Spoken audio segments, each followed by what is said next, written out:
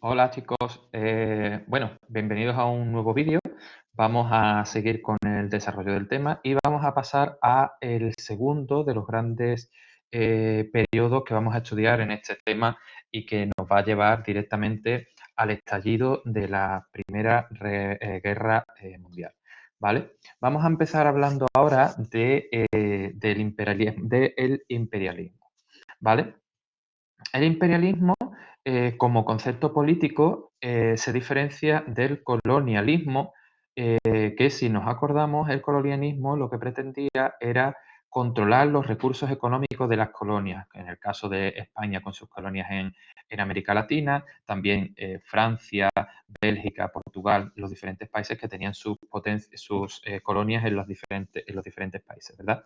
Bien, vamos a ver cómo este colonialismo va a dar paso al imperialismo. El imperialismo ya no pretende controlar el país económicamente, ya no pretende controlar los recursos económicos y las materias primas y demás. Lo que pretende es buscar el control absoluto militar, político y económico de los territorios dominados, ¿vale? Y va a ser, se va a volcar a partir de 1870, a partir de la época de la Segunda Revolución Industrial, cuando esta expansión colonial y imperial se vuelque hacia África, Asia y el Pacífico, evidentemente las zonas que no estaban colonizadas y que no tenían esos países, esos regímenes democráticos salidos de las revoluciones que ya habíamos visto del siglo XIX. ¿Vale? Eh, este imperialismo se va a dar por una serie de causas, ¿vale? Vamos a diferenciar 4 causas que van a ser estas 4 causas: las políticas y estratégicas, demográficas, económicas e ideológicas. ¿Cuáles van a ser las políticas y estratégicas?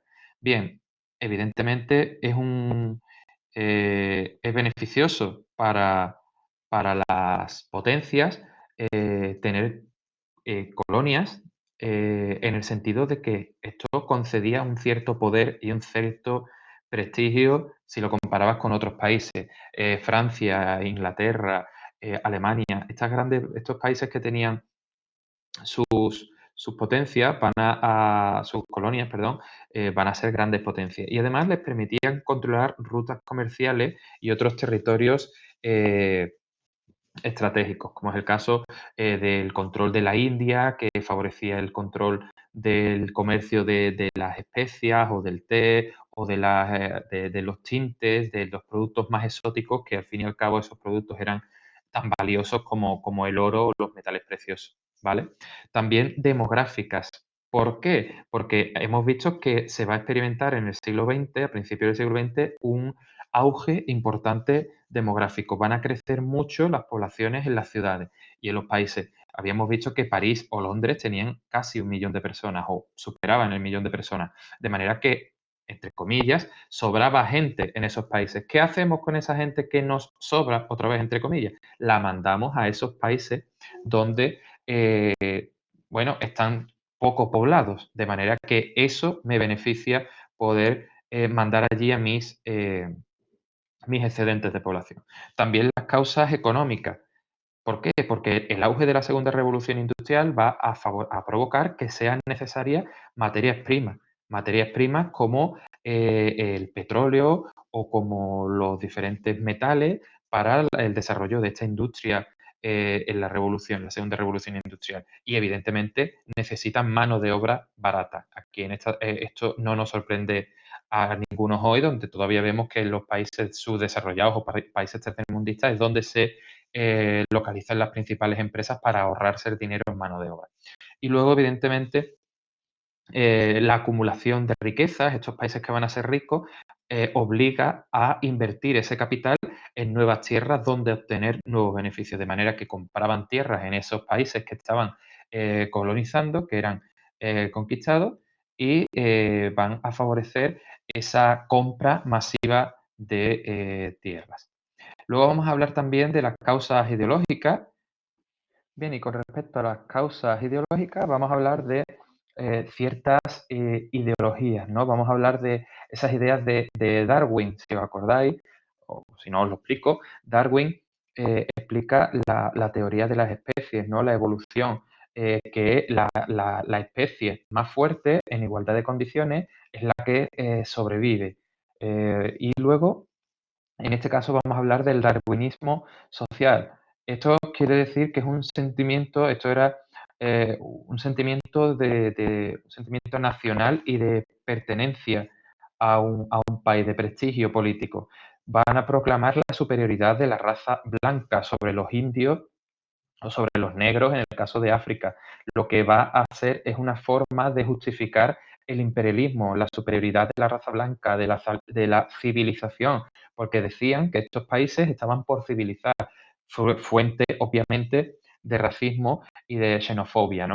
De lo que están haciendo es justificar sus formas de invadir y de conquistar estos territorios. Bien, se van a dar diferentes formas. Aquí tenemos el esquema, las causas ideológicas que son el nacionalismo, económicas, lugares donde invertir, conseguir materias primas y nuevos mercados, emigración a las colonias para evitar problemas sociales, como habíamos dicho, los conflictos, el paro, también algunas de índole político-militar, y se justificaba a través de la misión civilizadora del hombre blanco, es el hombre blanco el que va a civilizar a estos negros, a estos africanos, a estos indios que están todavía por civilizar, y el racismo, que es fruto de esa superioridad racial que se decían de la raza blanca. ¿Vale? Este dominio colonial se va a dar de diferentes formas, ¿vale? Las principales potencias van a ser Reino Unido y Francia. Y a ellos se van a sumar luego, más tarde, otros países como Alemania, Bélgica, Italia, España, Rusia y también países como Estados Unidos y Japón. Todos ellos van a intentar este imperialismo para conseguir territorios. Es como el caso de la primera imagen que veíamos en el tema, el reparto de China y que estaban ahí la reina Victoria, el zar de Rusia, Nicolás II, que estaba también el emperador Mutsuhito de Japón, Hirohito, perdón, estaba el emperador japonés, estaba todos esos personajes en la República Francesa, el archiduque de Austria, estaban todos esos países pendientes del reparto de esos territorios, ¿vale? ¿Por qué? Porque al principio solo se va a intentar controlar los mares para establecer una serie eh, de puertos para el comercio, pero esto va a derivar luego en el control de las zonas más próximas. Es decir, primero controlo los puertos para comerciar tranquilamente, va a ser el caso de China. En China solo se ocupaba el puerto de Cantón para favorecer el comercio de compra y venta de productos, sobre todo Inglaterra, que vendía allí el opio que producía en sus colonias de la India, y luego van a intentar conquistar las tierras que están cerca de estos puertos, ¿vale? Y al final acaban controlando el país entero, ¿vale? Vamos a ver que se van a dar diferentes formas del dominio colonial. Vamos a diferenciar entre concesiones, entre protectorados y entre colonias, ¿vale? Que van a ser las tres formas principales de dominio colonial. La primera de las formas de dominio colonial van a ser las concesiones, que lo que implica es que van a tener estos países que las grandes potencias van a tener una serie de ventajas como la cesión de los puertos para el comercio. Y es como decíamos el caso de China, ¿no?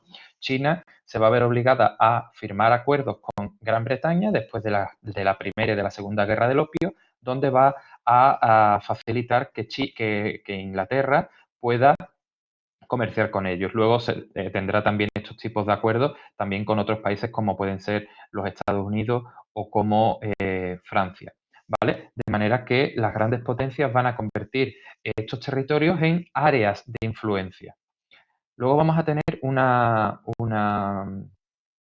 forma de dominio colonial diferente que van a ser los protectorados. Los protectorados mantienen al gobierno indígena, es decir, a su gobierno original, a su gobierno real. Estos países mantienen ese gobierno, pero los países imperialistas, las potencias, van a controlar la política exterior, el ejército y la explotación, como el caso de la India o Egipto. Es decir, la India era un protectorado, parte de la India era un protectorado de Inglaterra, en el sentido de que ellos seguían teniendo su gobierno, sus reyes, la forma de gobierno suya, pero las potencias establecían un control absoluto, ¿vale? Vamos a tener otro caso de protectorado como es el ejemplo de Marruecos con España. Marruecos era un protectorado español, es decir, ellos tenían su rey, tenían sus formas de gobierno, pero era el gobierno de España quien controlaba la política exterior, el ejército y los recursos de Marruecos. Y luego, por último, vamos a tener las metrópolis. Las metrópolis que las vamos a diferenciar en diferentes tipos, ¿vale? Perdón, las colonias que están sometidas a la metrópoli. Estas colonias estaban ligadas a lo que indicasen desde la metrópoli, desde la capital, desde el país imperialista, ¿vale? La colonia, pues era, qué sé yo, una colonia en Nueva Zelanda o en Canadá, pero que estaba controlada por la metrópolis que era Inglaterra. Podían ser de posición, que lo que pretendían era controlar los puntos estratégicos para el comercio. En una colonia, por ejemplo, es Gibraltar. Es una colonia británica que está sometida a Inglaterra y que lo que pretende es el control del estrecho de Gibraltar, controlar ese comercio que se da por esas zonas de la península. Y además tenían otras que eran las de poblamiento, que lo que se pretende es enviar allí a la población de la metrópolis, que además tenía su propia administración y su propia política. Y luego las de explotación, que eran colonias indígenas habitadas por los indígenas, que lo que se hacía era explotar los recursos. Las colonias en el Congo que tenían Bélgica, por ejemplo, lo que pretendía era explotar el cacao que luego era enviado a Bélgica para fabricar el chocolate. ¿Vale? Eso con respecto a cuáles son las formas de dominio colonial y las causas del imperialismo. Y en el siguiente vídeo vamos a ver cómo se da este imperialismo en el reparto de África, de Asia, América y Oceanía y cuáles van a ser sus consecuencias. ¿Vale? Bueno, pues nos vemos en el siguiente vídeo. Adiós.